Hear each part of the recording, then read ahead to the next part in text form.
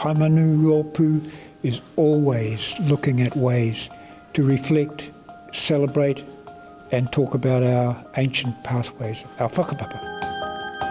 E ai kia Ross Hemara, he wāhi rongonui te awa o Waitaki ki ngā tūpuna o Ngāi Tahu. The river is a place where our ancestors did all sorts of things, including our ana whakairo. Nō tēnei marama I whakanuia aua tikanga tuku iho e te whakatūwheratanga o te whakaaturanga Kārakaraka Toi. I reira ai I whakaaturia e te rōpū ringatoi Ngāi Tahu a Paimanu, a e neke atu I te ono te kau ngā ringatoi I whakaatu I te wahanga hou o te whare Toi Forester I o Amaru. E ai kia Maya Morrison Middleton, he hōnore nui tēnei. What a resource for the rohe. It's incredible what a beautiful whare it is, and yeah, when the call came to Paimanu and the invitation, it was what an honour and it just felt right. And it's a homecoming of sorts for the kaupapa, that this is near where we set off our journey. I te taurua mano e rua te kaumātoru, e toru te kaumawaru ngā ringatoi o Ngāi Tahu I haere ki tētahi haerenga ki runga I te Waitaki.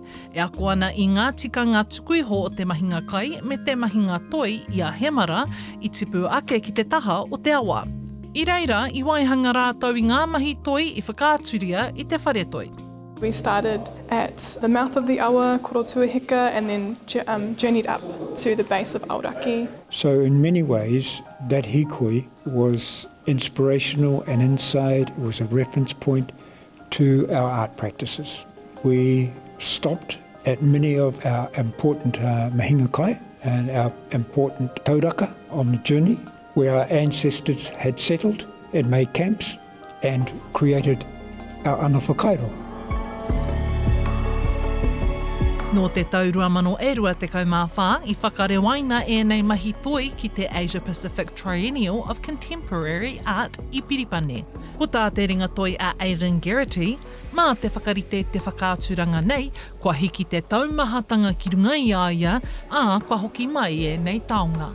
Feels right. I feel settled now. There's a kind of weight of knowing that our mahi was received incredibly well by ngā whānau ārahi te reiria. But to have it not fully be seen by our whānau Ngāi Tahu I tēnei rohe, to have that now come into Te Ao Marama is like, oh, choice, I can bring my kōtiro here to see the fruits of our labour. It's really important to us that we are able to bring all of that mahi toi back here, back home to the Waitaki takiwa. Kei te whakaatua Kārakaraka Toi ki te wahanga hou o te whare toi o Forester, I tapaina, ko Mahinga Kai, Mahinga Toi. Koinei te wā tuatahi kua whakaatuhia ēnei mahi toi I Aotearoa nei, a ka noho tonu ēnei mahi tai atu ki te tekau mā ono o akuhata I tēnei tau. Hora Kairangi Nicholas, Tahu News.